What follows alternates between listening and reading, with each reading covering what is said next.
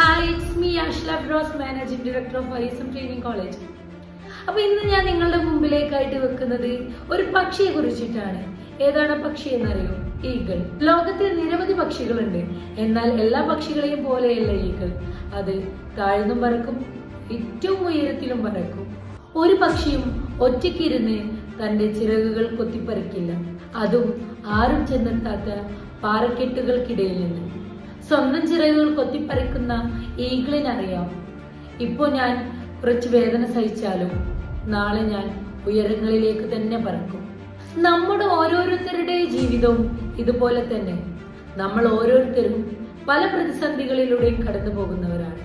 എന്നാൽ ആ ഒരു പ്രതിസന്ധികളെ മുന്നിൽ വെച്ചുകൊണ്ട് നമ്മുടെ ജീവിതത്തെ ഒരിക്കലും നമ്മൾ വില കുറച്ച് കാണരുത്.